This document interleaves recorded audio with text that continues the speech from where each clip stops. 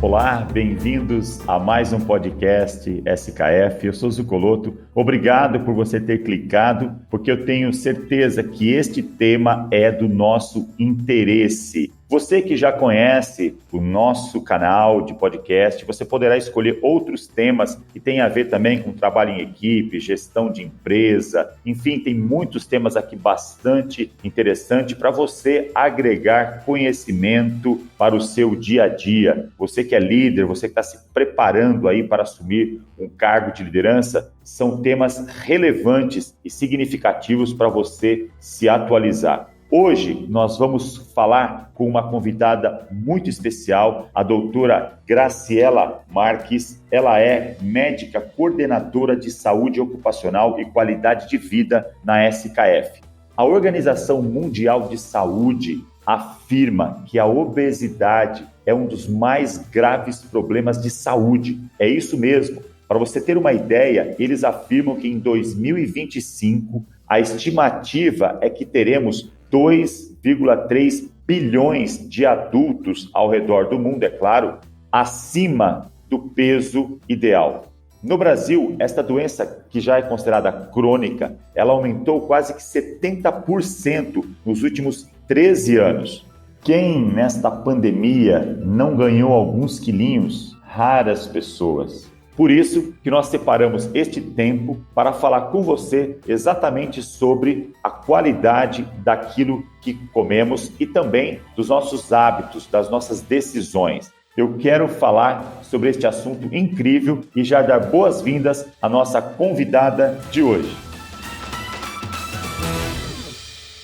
Olá, doutora Graciela, é um prazer novamente recebê-la aqui no podcast SKF. Que bom que você aceitou o nosso convite novamente. Olá, Zucoloto, é um prazer estar aqui com você e com os nossos ouvintes, ainda mais para falar de um tema tão importante que eu gosto tanto. É verdade, o primeiro podcast que nós gravamos, nós falamos de segurança como valor e agora vamos falar de um tema que realmente vai mexer aí com os nossos ouvintes, porque todo mundo está vivendo essa realidade, não é verdade? Ou seja, a forma como nós comemos, o que nós comemos, os nossos hábitos, tudo isso faz com que esse podcast seja muito especial. Doutora Graciela, eu gostaria que você pudesse, nesse primeiro contato aqui com o tema, que você pudesse falar conosco sobre essa cultura do comer, hein? O que aconteceu aí ao longo do tempo? Houve mudanças nos hábitos? Como é que você poderia já introduzir esse assunto?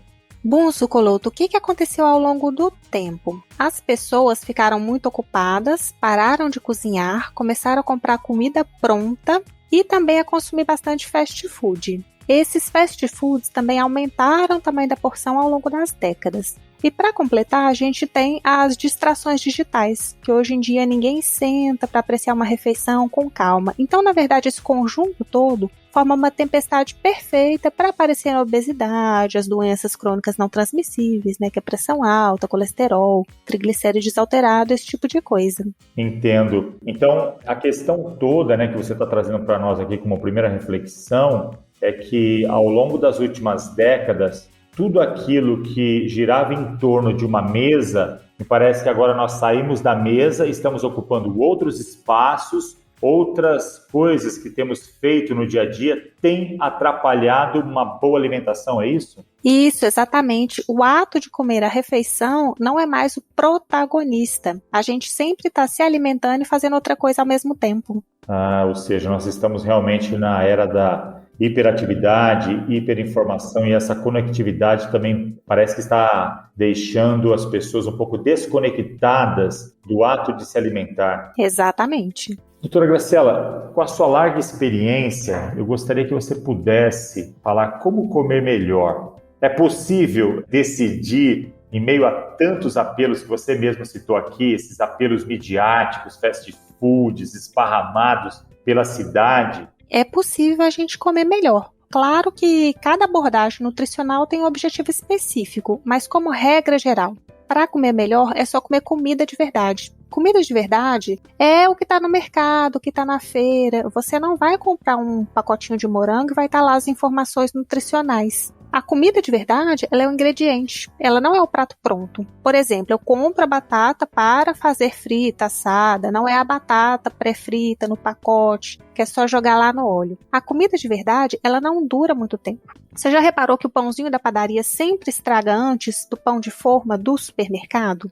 Então é simples, na verdade é voltar para aquele hábito antigo de preparar os alimentos, de comprar ingredientes frescos, de cozinhar. Então você está fazendo aqui um desafio que temos falado muito, temos percebido, que é justamente uma geração que precisa descascar mais e desembalar menos.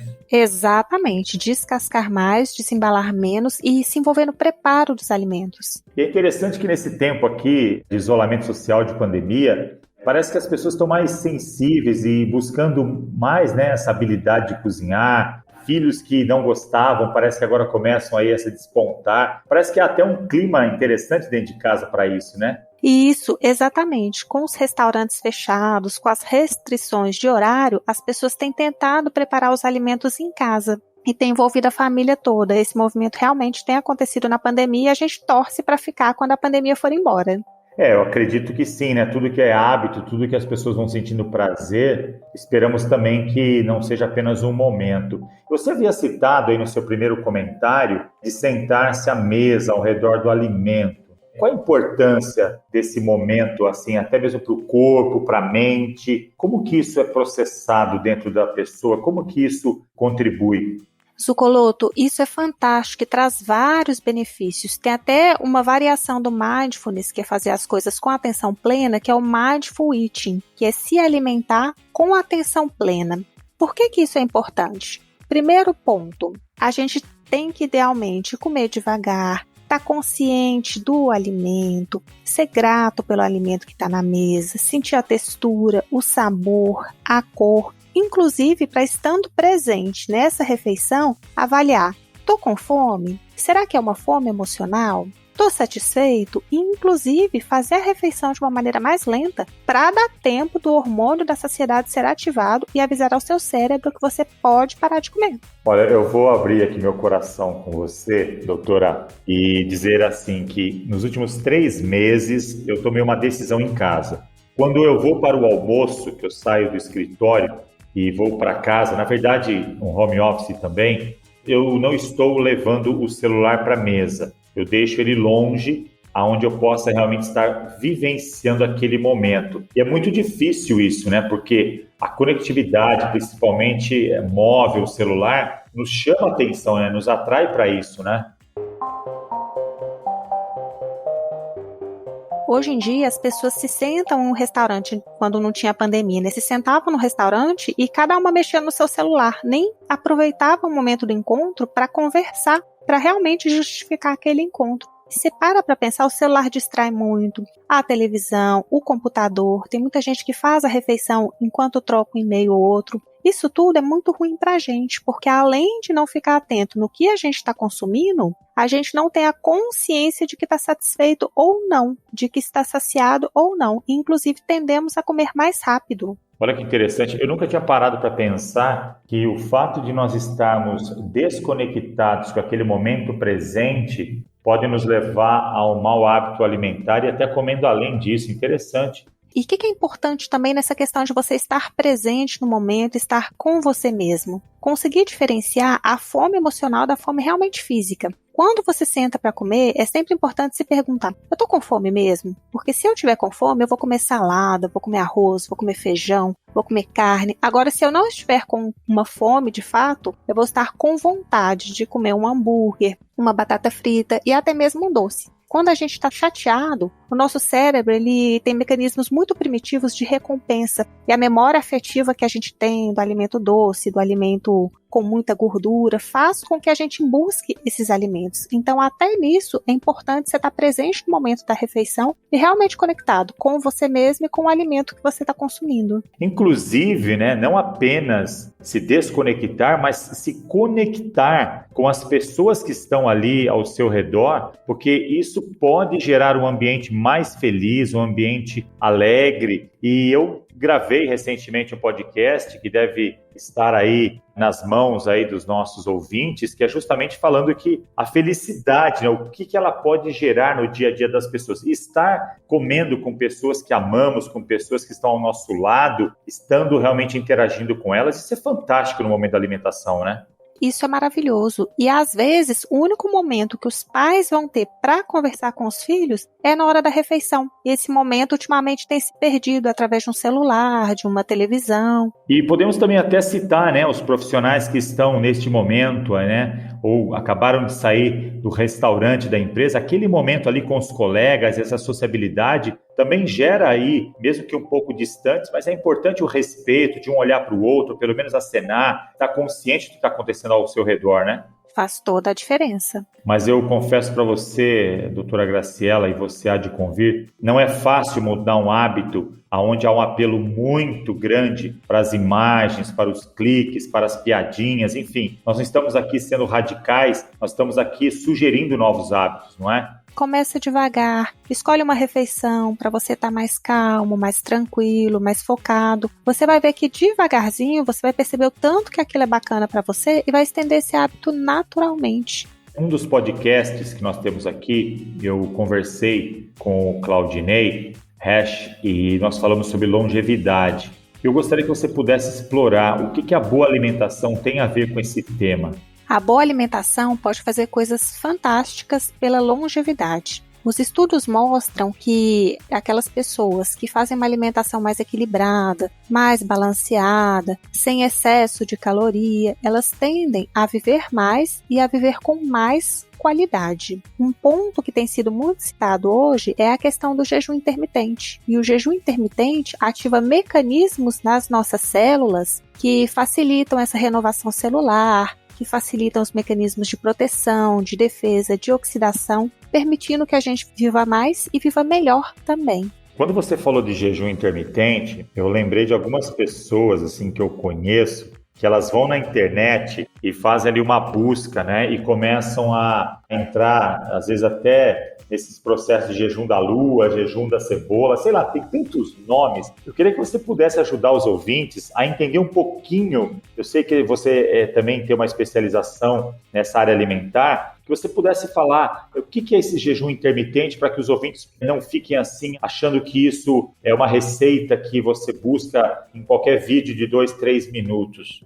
Não, pessoal, o jejum intermitente, ele existe há muito tempo, ele é utilizado em várias religiões, e o que acontece? A gente tem o jejum intermitente em várias metodologias. Para quem está começando, é importante o jejum de ciclos. Por exemplo, você escuta falar 12 por 12, 14 por 10, 16 por 8, 24 por 24. É a questão de restringir a alimentação a um período de tempo. O que é importante na questão do jejum intermitente? Primeiro, verificar se vai ser bacana para você fazer. Segundo, fazer com acompanhamento de profissional de saúde, ou médico, ou nutricionista. E o terceiro ponto também é começar com o esquema mais adequado para você. Como tem muitos tipos de jejum intermitente, tem o 5 por 2, que ele não faz o jejum completo, ele faz apenas uma restrição de 500 calorias 2 dias na semana. Então, como tem muitos subtipos, fica fácil a gente buscar a informação e achar que é aquilo, e depois falar assim, poxa vida, esse jejum intermitente não é para mim. Mas não é que não é para você. Tem maneiras muito tranquilas de começar que você vai fazer o jejum sem perceber. É muito interessante esse tema. Olha, foi muito bom você ter comentado da ajuda de um especialista, porque hoje, em função aí das redes sociais, quando alguém posta aí que perdeu 2, 3 quilos, todo mundo quer saber como, e parece que vira uma onda, uma febre, ou uma pessoa famosa posta lá um exercício, uma alimentação, e parece que isso serve para todo mundo, né?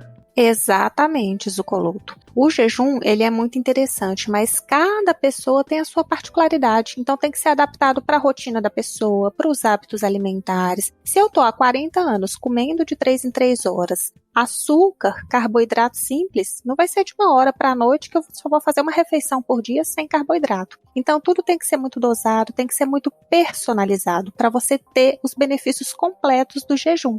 Às vezes a pessoa olha na internet, nossa, jejum, beleza, eu vou ficar sem comer. Dá lá o horário e fala assim, nossa, agora eu vou fazer a festa, vou comer um hambúrguer, uma batata frita. Gente do céu, é o momento que você está reconstruindo as suas células, tem que ser matéria-prima de qualidade, tem que ser comida de verdade. Então é muito importante você passar por uma orientação nutricional para fazer da melhor forma para você.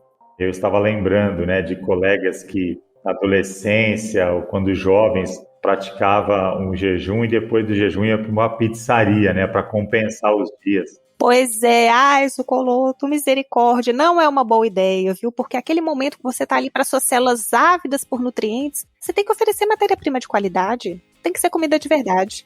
Olha, você está falando tanto de alimentação que a gente já começa a ficar com vontade de beliscar alguma coisa. Então vamos fazer o seguinte, eu gostaria que você pudesse ajudar a gente, os nossos ouvintes, que esse tema aqui é muito importante, né? Você pode colocar aí uma lista, e eu vou até pedir para os ouvintes, ó, pegue aí um papel, uma caneta, ou anote aí no celular, ou então volte alguns segundos aqui no nosso podcast. O que nós poderíamos aqui guardar, que seja muito prático, comer pela manhã, no almoço, tarde e noite? Vamos fazer esses 4 pilares? Por favor, nos ajude então. Zucoloto, no café da manhã, eu gosto muito de ovos, café e canela. Essa combinação de macronutrientes, você vai ter proteínas de alta qualidade, vai ter gorduras de alta qualidade e vai ter um pouquinho de carboidrato. Você vai se sentir saciado e, inclusive, essa refeição, ela está alinhada com a questão do ritmo circadiano. É o melhor momento para você ingerir essa quantidade de calorias. E se você parar para fazer as contas, por incrível que pareça, vai ser muito próximo de um pão francês com queijo, presunto, manteiga, leite e café. A diferença é que essa refeição vai te dar muito mais saciedade. É importante que a gente possa também saber que, além dessa dica, existe aí os especialistas, né, que na área de nutrição, que pode, dar um cardápio, né, para que não fique repetitivo todos os dias e você possa ter esse prazer, não é? Tudo é possível variar de muitas maneiras para não ficar repetitivo, porque senão a gente enjoa, né?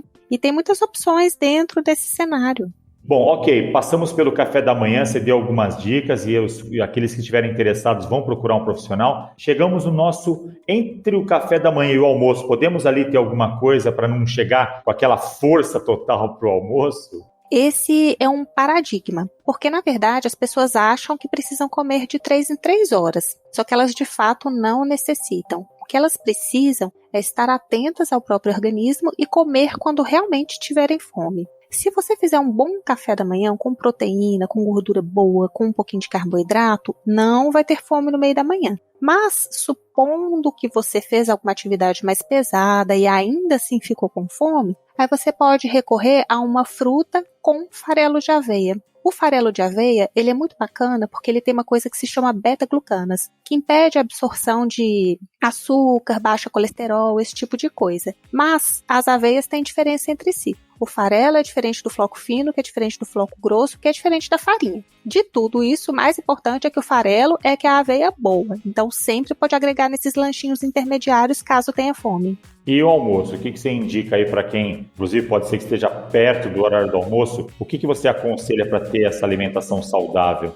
O que não pode faltar, uma proteína de boa qualidade, uma porção de folhas verdes, que é maravilhoso para a saúde neurológica. Os estudos já comprovam que consumir uma porção de folhas verdes diariamente melhora muito a saúde cognitiva ao longo dos anos. Não pode faltar uma gordura boa, então se você não tiver um abacate, alguma coisa, uma salada de abacate, um coco, você pode utilizar o azeite para regar bem essa salada de folhas. E bons carboidratos, né? Um arroz integral, um carboidrato de um legume, de uma batata doce. Aí você vai fazer uma refeição bem balanceada, rica nos principais macronutrientes e de boa qualidade. Excelente. E para a gente fechar esse cardápio aqui do dia, o que você recomenda período da tarde e à noite? Porque à noite sempre é uma preocupação, porque as pessoas ficam diante de uma TV, às vezes aqueles dormem tarde e começam a sentir fome. Como é que você fecha aí o dia com a gente, hein? À tarde, se você sentir fome, é interessante sempre colocar uma fruta que vai te dar energia, associada com esse farelo de aveia, que não vai permitir que você absorva todo o açúcar e que vai te dar saciedade. E o mais bacana do jantar é a mesma coisa do café da manhã ou do almoço. Uma refeição balanceada nesses 3 macronutrientes, boas gorduras, boas proteínas e bons carboidratos. Um ponto importante do jantar é jantar cedo. Quanto mais cedo você janta, melhor você dorme. E você dormindo melhor, no outro dia você vai acordar sem tanta fome e sem tanta vontade de comer. Porque quando a gente come muita coisa tarde da noite, ainda mais se tiver muito carboidrato, muita liberação de glicose de uma vez, no outro dia o seu hormônio da fome, a grelina, vai estar disparando, o cortisol vai estar disparando. Você vai comer muito mais sem nem perceber e realmente vai estar com fome. Quando você estava falando, me veio aqui aquela memória afetiva dos meus avós, né? Eles nasceram ali próximo de Bauru, numa cidade chamada Itapuí.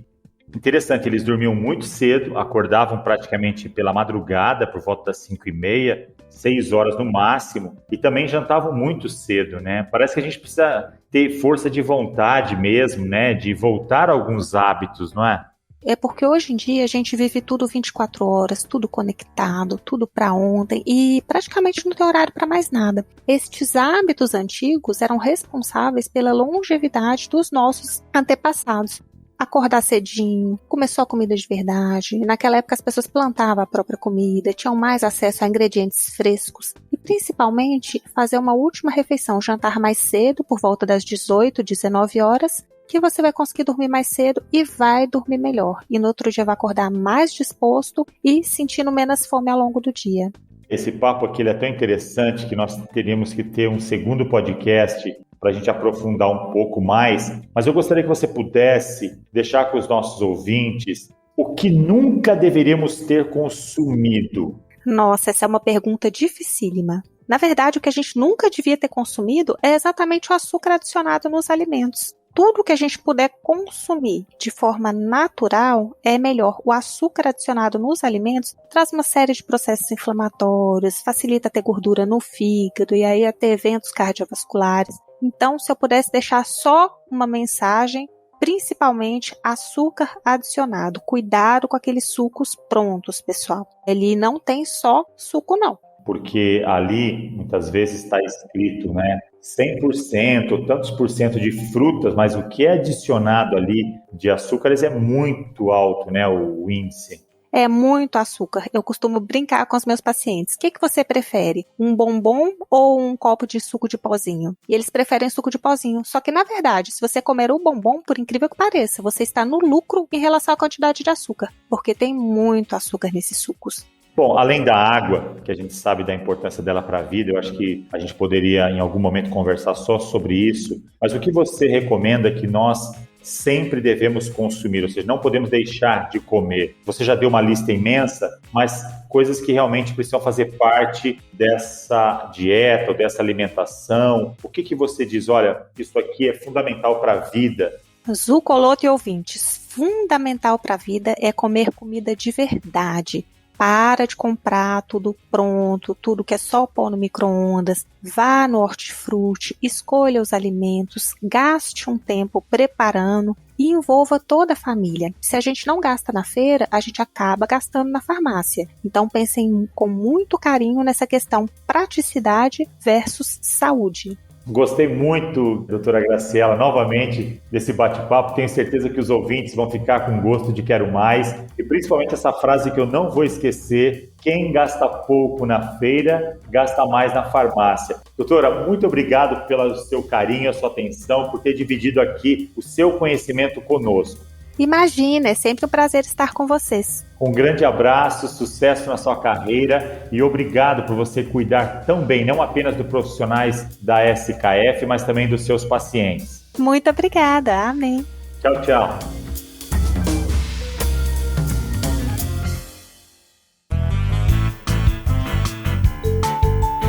É isso. Espero que você tenha gostado deste nosso podcast e, por favor, compartilhe com seus amigos em suas redes sociais e não deixe de visitar a plataforma SKF College para o seu desenvolvimento também. Não deixe também de nos acompanhar em todos os nossos podcasts lá na plataforma Spotify e outras mídias. Um grande abraço e até o próximo!